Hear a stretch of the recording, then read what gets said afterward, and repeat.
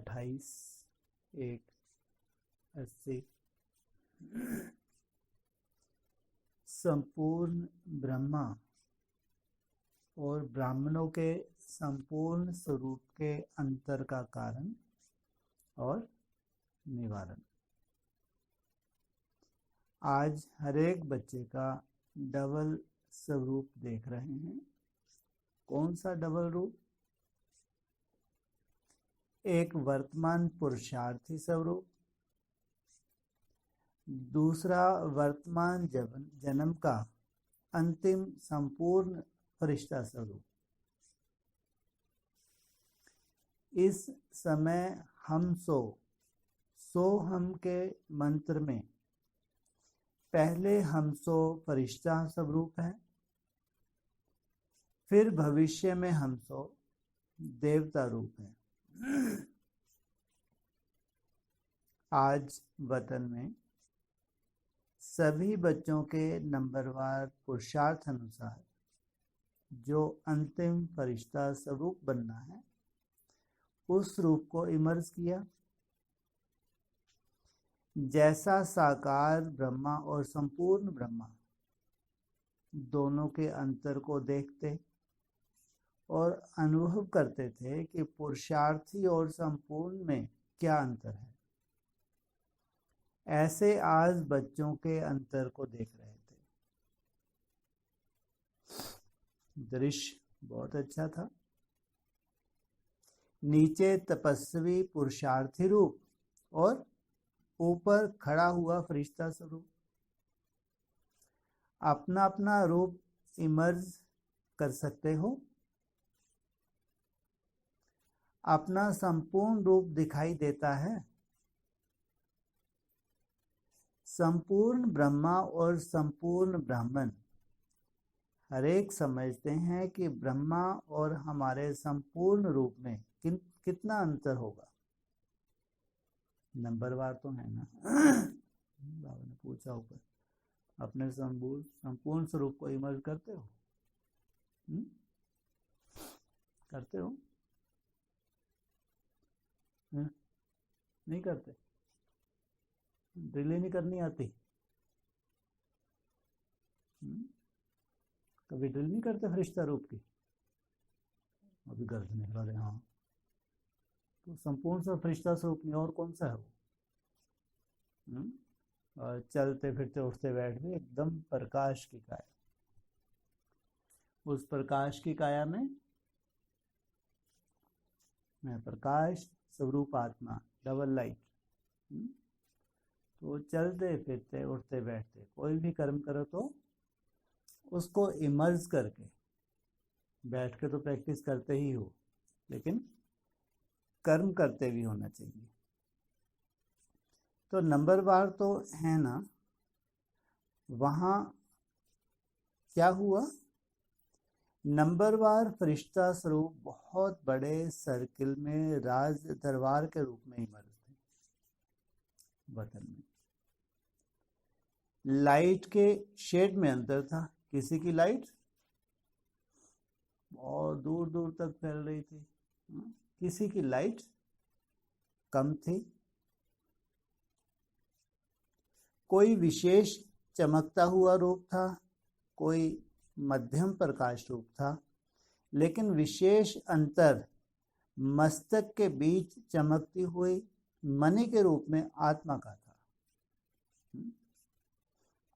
पूरा प्रकाश जो निकल रहा है लाइट स्वरूप तो है ही, उसमें भी खास जो आत्मा ज्योति स्वरूप है, उस प्रकाश में खास उस मणि के रूप में। हाँ, किसी की मणि चमक कैसी थी? किसी कम थी, किसी की ज्यादा थी। किसी की चमक और लाइट का विस्तार अर्थात लाइट फैली हुई ज्यादा थी। किसी की चमकती हुई लाइट थी लेकिन फैली हुई नहीं थी। चमक तो थी आत्मा में, लेकिन जो लाइट है, जो प्रकाश का तो पूरा बॉडी थी, वो दूर दूर तक फैली हुई नहीं थी। किसी की लाइट ही कम थी। बाप दादा ने सब बच्चों के अंतर को चेक किया तो देखा यंत्र की स्पीड तेज है, पुरुषार्थी और संपूर्णता दोनों की समानता का अंतर भी ज्यादा दिखाई दिया। जैसे विज्ञान के यंत्र की स्पीड तेज है, वैसे समानता के पुरुषार्थ की स्पीड उससे कम थी। बाप दादा की रिजल्ट के ऊपर रूह रेहान चल रही थी कि इतना अंतर क्यों। ब्रह्मा बाप बोले, मेरे सभी बच्चे नॉलेजफुल हैं। शिव बाप बोले, नॉलेजफुल के साथ त्रिकालदर्शी भी हैं, समझने और समझाने में बहुत होशियार हैं, बाप को फॉलो करने में भी होशियार हैं, इन्वेंटर भी हो गए हैं, क्रिएटर भी हो गए हैं। बाकी क्या रह गया है जो अंतर इतना बड़ा है? इतने टाइटल तो सबको मिल ही गए। इसका कारण क्या? कारण तो छोटा सा ही था। ब्रह्मा बाप बोले, बच्चों की ग्रहण करने की शक्ति बहुत तेज है, इसलिए गुण, ज्ञान और शक्तियों को ग्रहण करने के साथ साथ दूसरों की कमजोरियों को भी ग्रहण करने की शक्ति तेज है। ग्रहण करने की शक्ति के आगे गुण ग्राहक शब्द भूल जाता है। ग्रहण भी करना है तो क्या? गुणों को, या अगर देखना है तो धारण करना है तो शक्तियों को, लेकिन किसी के अवगुणों को ग्रहण करना, ये सबसे बड़ी कमजोरी देखी। इसलिए अच्छाई के साथ कमजोरियां भी साथ में ग्रहण कर लेते हैं और फिर क्या करते हैं? फिर एक खेल वहां इमर्ज हुआ, जो यहाँ आपकी प्रदर्शनी में एक चित्र भी है। आपका चित्र दूसरे लक्ष्य से है, लेकिन रूपरेखा वही है। वह चित्र है शांति के दाता कौन। ऐसी रूपरेखा से कुछ बच्चे इमर्ज हुए। फिर क्या हुआ? कोई एक कमजोरी की बात पहले नंबर में खड़े हुए बच्चों को सुनाई गई कि यह बात तीव्र पुरुषार्थ के हिसाब से ठीक नहीं है। तो क्या हुआ? उसने इशारा किया दूसरी तरफ की, यह मेरी बात नहीं है, लेकिन इनकी बात है। दूसरे ने कहा कि तीसरे ने भी ऐसे ही किया, तब मैंने किया। चौथे ने कहा कि यह तो महारथी भी करते हैं। पांचवें ने कहा कि ऐसे संपूर्ण कौन बना है। छठे ने कहा, अरे यह तो होता ही है। सातवें ने कहा, फिर तो संपूर्ण होकर सूक्ष्म रत्न में चले जाएंगे। आठवें ने कहा, बाप दादा तो इशारा दे रहे हैं, करना तो चाहिए, लेकिन संगठन है, ना चाहते हुए भी कर लेते हैं।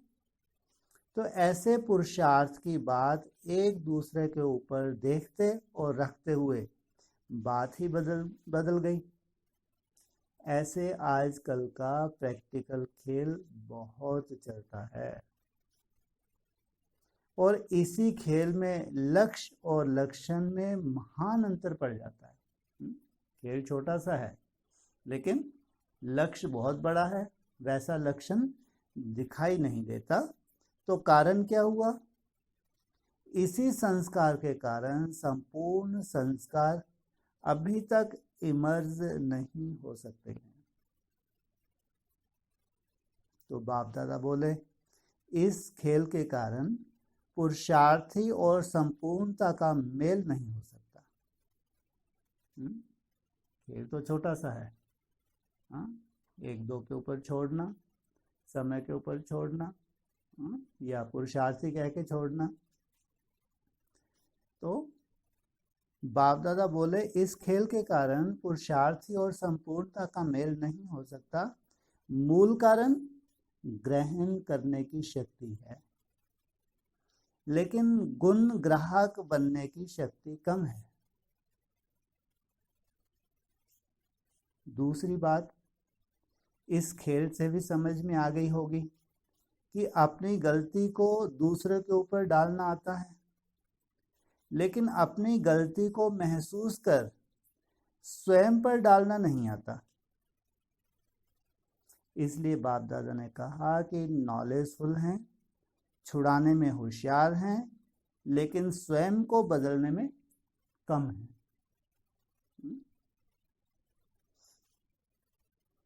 ये वाणी जो है यहाँ तो अधिकांश जो स्टूडेंट हैं कैसे हैं, वो बढ़िया हैं कमजोर हैं?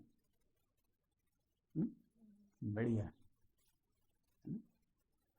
जो आज शिकायत बाबा कर रहे हैं, जो बता रहे हैं, इसमें ज़्यादातर जो यहाँ बैठे हैं या संगठन से जुड़े हैं, ज़्यादातर इसमें अच्छे हैं।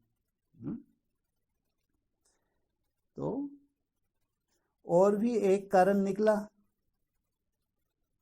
इसलिए बाप दादा ने कहा कि नॉलेजफुल हैं, छुड़ाने में होशियार हैं, लेकिन स्वयं को बदलने में कम। और भी एक कारण निकला। वह क्या होगा? जिस कारण से प्रत्यक्षता होने में कुछ देरी पड़ रही है, वह कारण क्या? स्वचिंतन। स्वयं के प्रति स्वचिंतक और औरों के प्रति शुभ चिंतक। स्वयं के लिए शुभ चिंतन और दूसरों के प्रति शुभ चिंतक। स्वयं के लिए और दूसरों के प्रति शुभ चिंतन।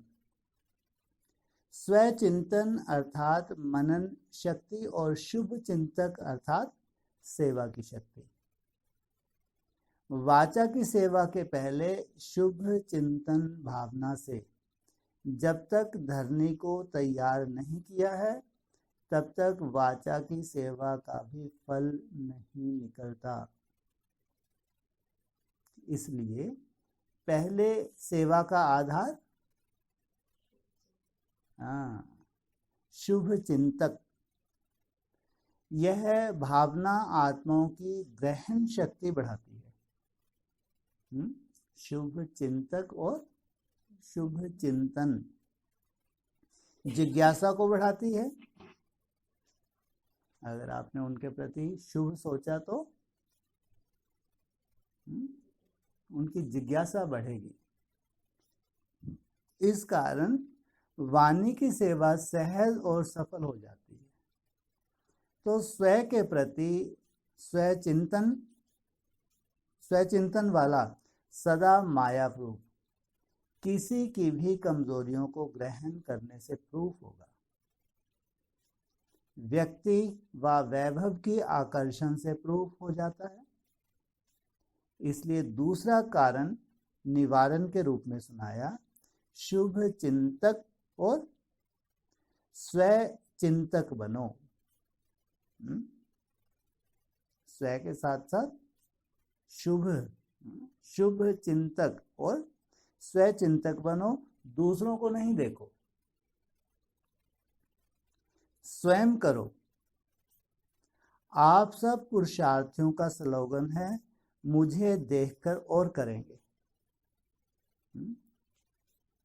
जो कर्म मैं करूंगा मुझे देख और करेंगे, और को देखकर मैं करूंगा, यह नहीं है। तो सुना क्या रूह रेहान चली। आजकल बाप दादा कौन सा काम कर रहे हैं? लगे हुए हैं वतन में। फाइनल माला बनाने के पहले मनकों के सिलेक्शन का सेक्शन बना रहे हैं। कितने सेक्शन बन जाएंगे? 8-9 सेक्शन बन जाएंगे। अभी सिलेक्शन चल रहा है। तब तो जल्दी जल्दी पिरोते जाएंगे ना। ढेरी बना बना के रख देंगे टेबल पे, फिर पिरोते जाओ एक के बाद। पहले पहले सूर्यवंश, फिर चंद्रवंश, इस्लामी, बौद्धिक, क्रिश्चियन, ऐसे फटाफट पिरो देंगे माला। तो यार माला में टाइम नहीं लगता। अभी टाइम किस में लग रहा है? सिलेक्शन करने में। और ढेरियों को अलग अलग उसमें का टाइम लग रहा है। तो हर एक अपने आप को देखो, मैं किस सेक्शन में हूं, कौन सी सेक्शन वाले हैं? सूर्यवंशी हैं। एनएस वाले सब कौन से हैं? सूर्यवंशी हैं। अपने आप को देखो, मैं किस सेक्शन में हूं। नंबर 1 है 8 रत्न, और सेकंड है 100, और थर्ड है 1000, 16,000। नंबर 1 की निशानी क्या है? नंबर 1 आने का सहज साधन है। जो नंबर 1 ब्रह्मा बाप है, उसी 1 को देखो। किसको देखो? ब्रह्मा बाप को ही देखो, और किसी को नहीं देखने। जैसे ऊपर बताया, 1-2 के ऊपर छोड़ देना। इसमें भी तो ये कमी है, ये महारथी है, अभी तो ये कमी जाएगी नहीं। अभी तो सब पुरुषार्थी हैं। अनेकों को देखने के बजाय एक को देखो, तो सहज हुआ या मुश्किल हुआ? सहज है ना। तो 8 रत्नों में आ जाएंगे। किस आधार से? एक ब्रह्मा बाप को देखा तो 8 में आ जाएंगे। सेकंड और थर्ड को तो जानते ही हो। जैसे भाग्य में अपने को आगे करते हो, वैसे त्याग में पहले में। जब त्याग में हर एक ब्राह्मण आत्मा पहले मैं कहेगा, तो भाग्य की माला सबके गले में पड़ जाएगी। जब त्याग में पहले मैं, तो भाग्य तो आपका श्रेष्ठ बन ही जाएगा। आपके भाग्य की तो सब सराहना करेंगे। अरे वाह, क्या भाग्य है। आपके संपूर्ण स्वरूप सफलता की माला लेकर आप पुरुषार्थियों के गले में डालने के लिए नजदीक आ जाएंगे। अंतर को मिटा दो।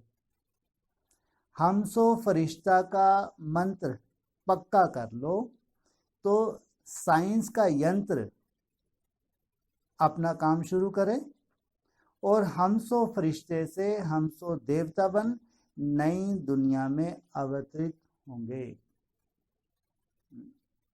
क्या कहा? हम सो फरिश्ता का मंत्र पक्का कर लो। पहले हम सो फरिश्ता, फिर फरिश्ता सो देवता। पहले हम सो फरिश्ता का मंत्र पक्का कर लो, तो साइंस का यंत्र अपना काम शुरू करे। साइंस को झुकना नहीं झुकना। हाँ।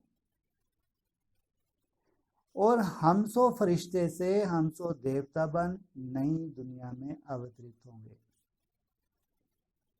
कितना बड़ा चैलेंज है। किस लिए इंस्ट्रूमेंट तैयार करते हैं साइंटिस्टों ने? ऐसे ही मान जाएंगे? इतने बड़े बड़े देवी देवता बनने जा रहे हो, और तुम्हारा लक्ष्य तो बहुत बड़ा है। तुम तो प्रैक्टिकल चैलेंज करने जा रहे हो। ब्राह्मणों को चैलेंज नहीं करने जा रहे। किसको चैलेंज करने जा रहे हो? साइंटिस्ट को चैलेंज करने जा रहे हो। वो क्या कहते हैं? साइंटिस्ट क्या कहते हैं? क्या लगे हुए हैं वो भी बेचारे। साइंटिस्ट मानते हैं कि अभी ये 5 तत्व हैं, कैसे हो गए हैं? तामसी हो गए हैं। इसलिए जो व्याधियां चारों तरफ फैल रही हैं, उस व्याधियों से कोई बच नहीं सकता। तो नई नई इन्वेंशन कर रहे हैं व्याधियों से बचाने के लिए। उनको भी ऐसी प्रेरणा होती है कि अगर कोई स्वस्थ पुरुष हो, मनुष्य हो, तो उसकी आयु कितनी हो सकती है? 150 वर्ष उसकी आयु हो सकती है। इसलिए वो ये प्रयोग कर रहे हैं। उनकी प्रयोगशाला में बूढ़ों को जवान बनाने के ऊपर से प्रयोग चल रहे हैं। 80-85 वर्ष के बूढ़ों को, और स्वस्थ जीवन देने के प्रयोग चल रहे हैं। और तुम क्या कहते हो, तुम्हारे सब ये जो भी प्रोग्राम्स हैं, जो तुम्हारी इन्वेंशन क्या हो जाएगी, क्या हो जाएगी, फटाक से बोल रहे थे, क्यों फेल हो जाएगी, जो भगवान ने बोला इसलिए हैं हैं। हाँ, और मन को मजबूत नहीं बना सकते। तन के ऊपर तो इन्वेंशन कर रहे हैं और सक्सेस भी हो रहे हैं, लेकिन अगर मन ही फेल हो गया तो तन का क्या होगा। और ये भगवान ने तुमको लक्ष्य दिया है। तुम्हारी आत्मा के साथ तुम्हारा शरीर भी सतो प्रधान। पहले आत्मा या पहले शरीर, पहले आत्मा। अगर तुम्हारी आत्मा सतो प्रधान बन गई, उसमें है मन बुद्धि, तो तुम्हारा शरीर भी सतो प्रधान चाहिए। तो तुम साइंस को चैलेंज कर दो, तुम फेलियर सिद्ध होने वाले हो। कितनी भी इन्वेंशन कर लो, तो भगवान ने ठेका उठाया है, मैं निर्विकारी दुनिया बनाने आया हूं। यही ठेका उठाया ना, मैं निर्विकारी दुनिया बनाने आया, जहां विकार का नामो निशान नहीं, कोई व्याधि रहित संपूर्ण सुख शांति, दुख का जहां नामो निशान ही नहीं। ये है तुम्हारा चैलेंज, कि ऐसा नहीं कि शरीर छोड़ने के बाद हमको नई दुनिया में जाना है, इसी शरीर को हमको सतो प्रधान बनाना है। तो फिर क्या करेंगे, साइंस का यंत्र अपना काम शुरू करे। तुम चैलेंज करो बोले आजा बेटा बैठ जरा हमारी मशीन पे, अभी बताते हैं। तो हम सो फरिश्ते, हम सो देवता बन नई दुनिया में अवतरित होंगे, ऐसे साकार बाप को फॉलो करो। साकार को फॉलो करना तो सहज है ना, अगर किसी ने किया वैसा करना तो सहज है ना, है ना। मेहनत जरूर होगी, लेकिन कर सकते नहीं कर सकते। तो संपूर्ण फरिश्ता अर्थात साकार बाप को फॉलो करना। आज कर्नाटक का जोन है। कर्नाटक की विशेषता बहुत अच्छी है। कर्नाटक वाले क्षमा पर परवाने बन जलने में होशियार हैं। वहां परवाने बहुत हैं। कर्नाटक है भारत का क्या है, विदेश। तो विदेश से आवाज निकलेगा। विदेशियों की बुद्धि तो बहुत तेज होती है नहीं होती। तो ज्ञान में जैसे ही निश्चय बैठ जाता है तो क्या करते हैं, फिदा हो जाते हैं क्षमा के ऊपर, टाइम नहीं लगता। ऐसे परवाने हैं, इसलिए बोला विदेश से आवाज निकलेगा। तो वहां परवाने बहुत हैं। जलने में नंबर 1। और हमको थोड़ा सेक लगता है तो विचार करना पड़ता है, टांग न जल जाए, हाथ न जल जाए, कान न जल जाए। तो भारतवासी कैसे हैं, हृदय विदीर्ण होता है। अरे बाप रे बाप, इतना त्याग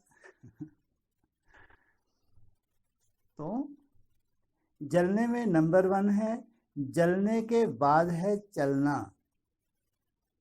पहले संपूर्ण जलना, उसके बाद है फिर चलना। तो जलने में बहुत होशियार हो। जलने में थोड़ा क्या करते हैं, चलने में थोड़ा क्या करते हैं। चलने में चलते चलते बाई प्लांट बहुत दिखाते हैं। बाबा क्या बोलते हैं, किसका मिसाल देते हैं, मुर्गे का मिसाल देते नहीं देते। बुद्धि बहुत तेज है, आए फटाक से छलांग लगा दी, क्या किया, स्वाहा हो गए। लेकिन स्वाहा होने के बाद फिर चलना, बांग लगा के उठा तो दिया दूसरों को, लेकिन तो जलने में बहुत होशियार हैं, चलने में थोड़ा क्या करते हैं। चलने में चलते चलते वाई प्लॉट बहुत दिखाते हैं। बुद्धि ज्यादा है ना, तो बुद्धि तो चलेगी नहीं चलेगी।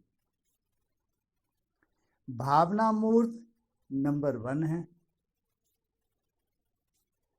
स्नेही और सहयोगी मूर्त भी हैं। कर्नाटक निवासियों की विशेषता रचयिता बनने में होशियार है। विष्णु बनना कम आता है, रचयिता बनने में, आवाज फैलाने में होशियार हैं। शंकर रूप अर्थात विघ्न विनाशक, उसका भी पुरुषार्थ अभी और ज्यादा चाहिए। अभी कर्नाटक वालों को माना, जो भारत का विदेश है, उनमें क्या विशेषता बताई? रचयिता तो हैं, तो रचयिता अगर कंटिन्यू चलेंगे तब तो खुद भी पलेंगे, दूसरों को भी पाल सकेंगे। फिर शंकर जैसा कौन सा स्वरूप बताया? विघ्न विनाशक, तो उसका भी पुरुषार्थ अभी और ज्यादा चाहिए। फिर भी बाप दादा कर्नाटक निवासियों को मुबारक देते हैं। क्या मुबारक देते हैं? क्योंकि प्रेम स्वरूप लगन में मगन रहने में अच्छे होशियार हैं। अभी आगे कर्नाटक को क्या करना है जो रह गया है? कर्नाटक की धरती फलदायक है। वीआईपी के फल देने योग्य है। सबसे बड़े नाटकवाद 2 हैं। कर्नाटकवासी किस किस को बताया? माता पिता को बताया। तो कर्नाटक की धरनी की बात आई। कर्नाटक की धरनी फलदायक है। वीआईपी के फल देने योग्य हैं। कैसे फल निकलेंगे?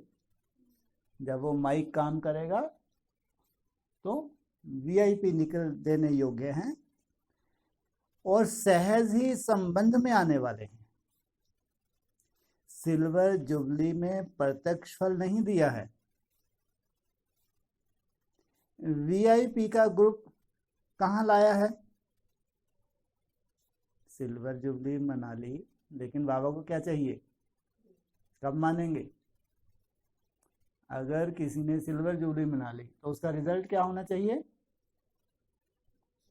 वीआईपी स्वतः ही कनेक्शन में आने चाहिए। तो बाबा ने बोला वीआईपी का ग्रुप कहां लाया है? जैसे सहज धरनी है वैसे भारत में आवाज फैलाने के निमित्त बनने वाली आत्माएं वहां से निकल सकती हैं। भारत की हिस्ट्री में नामी ग्रामी आत्माएं कर्नाटक में बहुत हैं।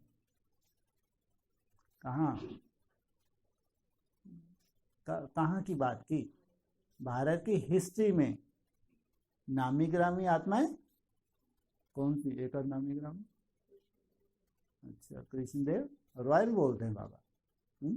क्या लगा देते हैं? रॉयल। रॉयल है, राय है, रॉय। अच्छा, भारत की हिस्ट्री में नामी ग्रामी आत्माएं कर्नाटक में बहुत हैं, जिस एक द्वारा बहुतों का कल्याण सहज हो सकता है। सिल्वर जुबली की सौगात क्या लाई है? कर्नाटक अभी कमाल दिखाओ।